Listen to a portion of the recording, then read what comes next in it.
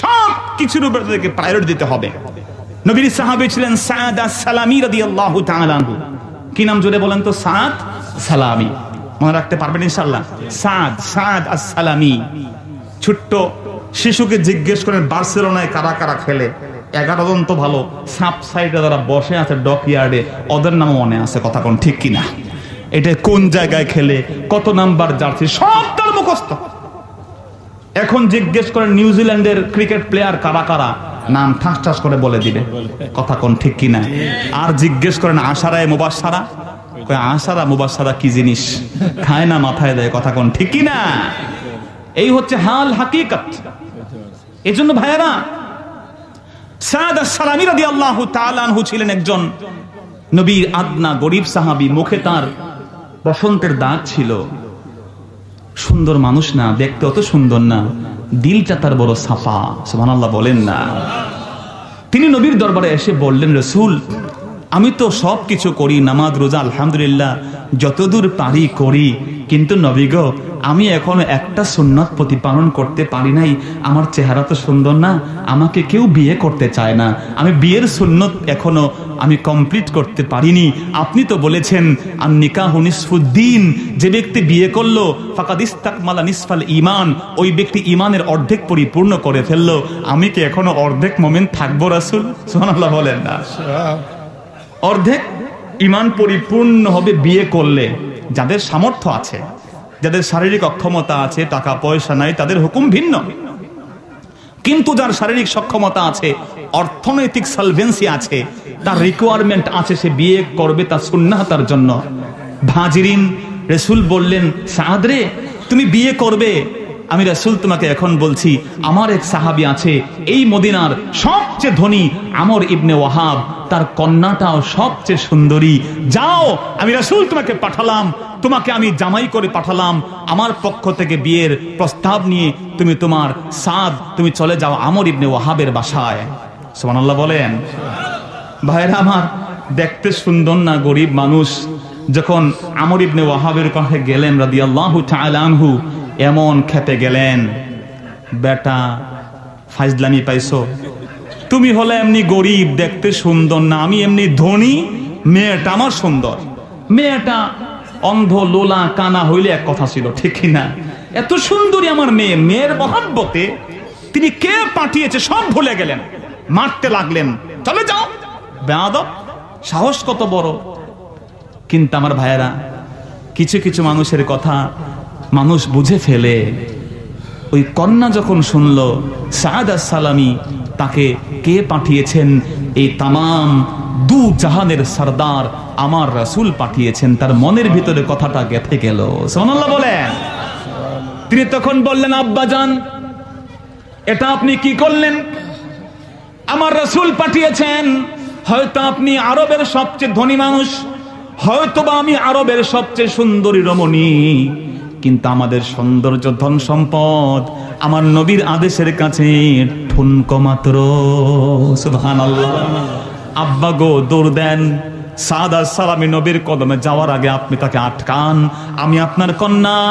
নিঃসন্দেহে রাসূল যেহেতু বলেছেন আমার ওই জামাইকে নিয়ে, স্বামীকে নিয়ে সুখে থাকবো, আপনি বিয়ের ইন্তজাম করে নেন।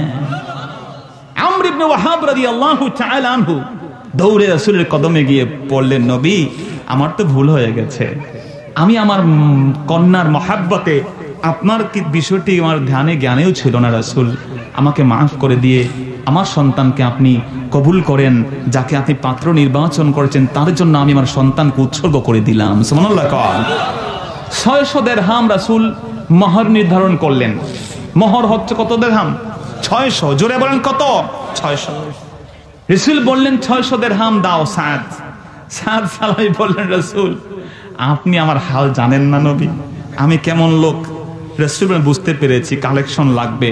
সাহাবীরা এক মুহূর্তে বিয়ের আনন্দের সাহাবায়ে কেরাম দান করতে লাগলেন। 600 দিরহাম তো হলো, বিয়ের মার্কেটিং এর ব্যবস্থা হয়ে গেল। সুবহানাল্লাহ বলে।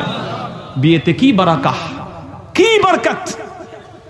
এই জন্য ভাইয়েরা, তিনি চলে গেলেন 600 দিরহাম পাশে রেখে বিয়ের মার্কেটটা করে আসি। চলে গেলেন বাজারে, রাসূলকে, আল্লাহকে প্রাধান্য কেমনে তারা দিয়েছেন আপনি দেখেন।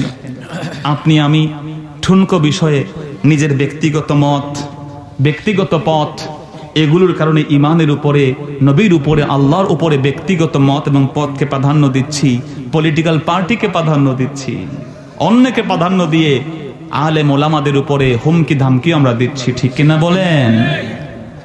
আমার রাসূলের সাহাবী সাদ আস-সালামী বাজার করছেন, বাজারে গিয়ে তিনি কেনাকাটা করবেন, শাড়ি লেহেঙ্গা আপনারা আমরা যেটা কিনেছি সেই সময় কি ছিল আমি জানি না, ওগুলো কিনেছেন সব ঠিকঠাক, টাকা যখন দিবেন পেমেন্ট হবে।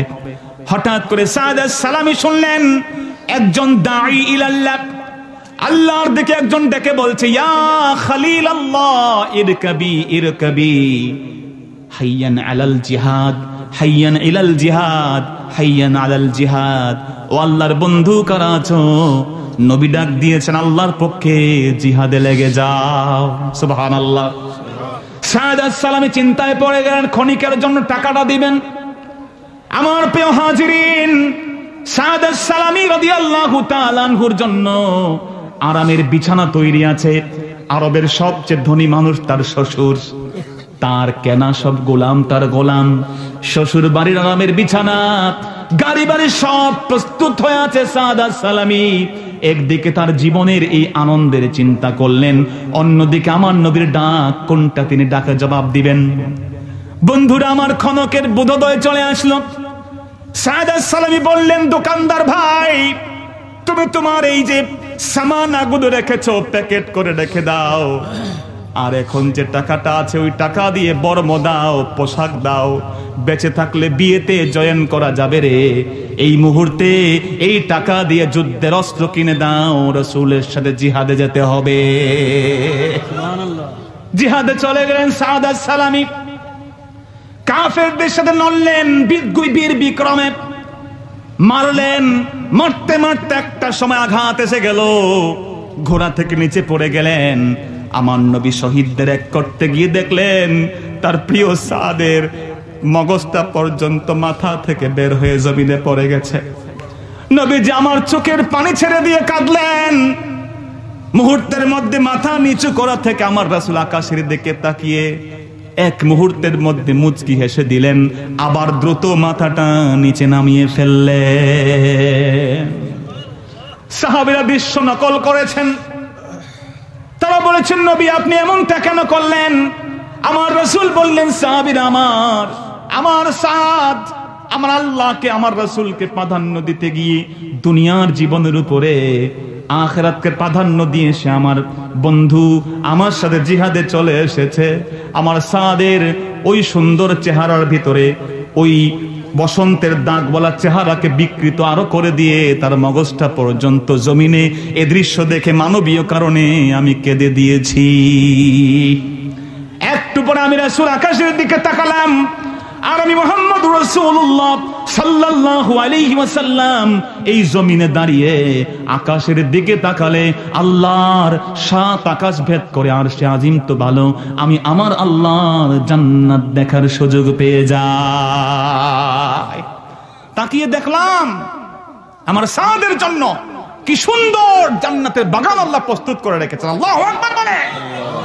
আর আমি যখন মাথা টাচ করে নিচে নামালাম, তার কারণ হলো সাদ যখন মৃত্যুর শয্যায় জান্নাতি নূরের সেই সমস্ত হুর পরীরাকে সাদকে রিসিভ করবে, তারা একসাথে যখন দৌড় দিয়েছে, কিছু সময় দেখলাম কিছু তাদের ওই হাঁটুর কাপড়টা কেমন যেন সরে যাচ্ছে। আমি রাসূল আর তাকিয়ে থাকতে পারলাম না, দ্রুত তার সাথে মাথা নিচু করে ফেললাম।